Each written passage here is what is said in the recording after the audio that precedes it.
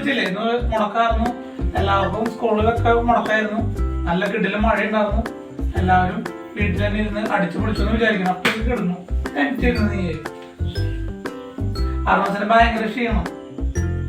അർമസിന് എങ്ങനെ പോയിണ്ടായിരുന്നെ? ജനിയാന്റെ വീട്ടിലേക്ക്. ജനിയാന്റെ വീട്ടിലേക്ക് പോയിട്ടുണ്ടായിരുന്നു. കാറിലാണ് പോയ. കാറിന് മുമ്പിൽ കാറ്റ് കിട്ടില്ല എന്ന് പറഞ്ഞു. കാറ്റ് കിട്ടാത്ത കാരണം ആൾക്ക് എന്തായി?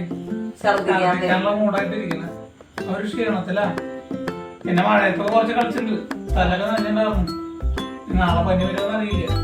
പനി വന്നാലും അമ്മ സ്കൂളിൽ കൊടുന്ന് പറഞ്ഞിട്ടുണ്ട്.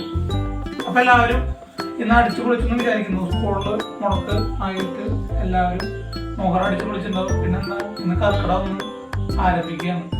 ഇപ്പൊ ചേച്ചിയുടെ വീട്ടിലേക്ക് പോണ സമയത്ത് എന്താവും, ലോറിയിൽ നിറച്ച ആനകൾ പോയിക്കൊണ്ടിരിക്കുകയായിരുന്നു. ഓരോ സ്ഥലത്തേക്ക് എന്ത് ചെയ്യാം, ആനകൾ ഇങ്ങനെ പോവാ.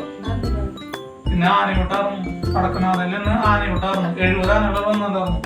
ആനകളാണ് എന്തിനാ റോട്ട് കൂടെ പോയായിരുന്നു. ഓരോ ലോറിയിൽ ഓരോ ആനകളായിട്ട് പോയായിരുന്നു. 2 പോയി. ഇവര് 2 ആനനെ കണ്ടു. പിന്നെ ഭാഗത്തേക്ക് കുറെ എന്താ ആനകൾ പോയിണ്ടായിരുന്നു. പിന്നെ ജാതി ബ്ലോക്കായിരുന്നു. അത്യാവശ്യം തിരക്കേട് ബ്ലോക്ക് ഉണ്ടായിരുന്നു. മഴ കാര്യങ്ങളൊന്നും അറിയില്ല, നല്ല ബ്ലോക്കൊക്കെ ഉണ്ടായിരുന്നു.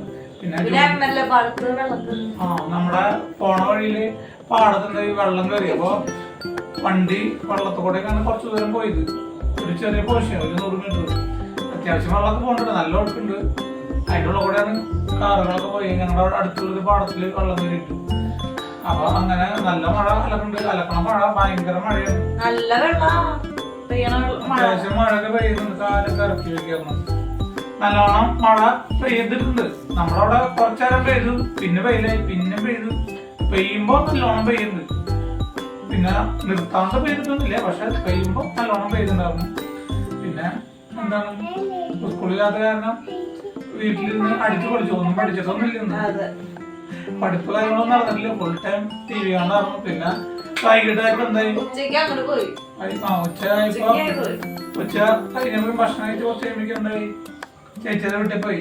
ചേച്ചിയുടെ വീട്ടിൽ പോയിട്ട് എന്താണ്, ഫുൾ അടിച്ചു പോയായിരുന്നു. അവിടെ ആൻറ്റി ചേച്ചിയുടെ കൂടെയും ഗബുചാടന്റെ കൂടെയും ജാതി ഓടിക്കളിയായിരുന്നു. അല്ലേ? അതിന്റെ ക്ഷീണത്തിലാണ് രണ്ടാളുടെ എനർജി ഒക്കെ പോയി. കർമ്മസിരിക്കണേ വാള് പണിയും തിരിച്ചു വരുമ്പോ അതാണ് ആൾക്ക് ഇച്ചേക്കൽ ഉഷാറുള്ളത്. ഇവൻ കാറ്റിന്റെ ആളാണ്. കാറ്റ് കിട്ടിയെങ്കിൽ അപ്പൊ വാടും.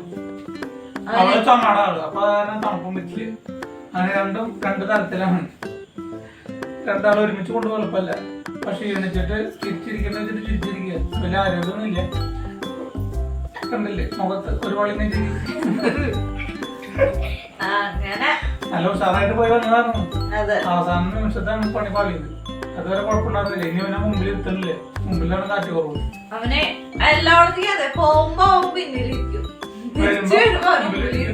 ഓടിച്ചിട്ടിരിക്കും. ഓക്കെ, അപ്പൊ നിങ്ങൾക്ക് അവസാനിപ്പിക്കുന്നത്. നാളെ ഇനി അവർക്ക് കഥ പറച്ചിലുണ്ട്. കോമ്പറ്റീഷൻ ആണ്. അതിന്റെ കഥയൊക്കെ പഠിച്ചിട്ടുണ്ട്. നാളെ കോമ്പറ്റീഷൻ കഴിഞ്ഞിട്ട് ഞങ്ങളൊരു പറച്ചിലുണ്ട്. ഞങ്ങളുടെ കഥയുടെ പറച്ചില് ഇല്ലേ?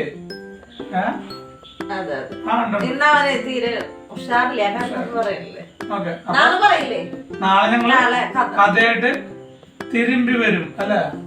തിരിച്ചു വരുന്നതാണ്. 6 മാസത്തിനുണ്ട്, 9 മാസത്തിനുണ്ട്. രണ്ടാളില് ഒരുവിധം പഠിച്ചു കഴിഞ്ഞിട്ടുണ്ട്. എന്നാലും അങ്ങോട്ട് പോരാ അല്ലേ?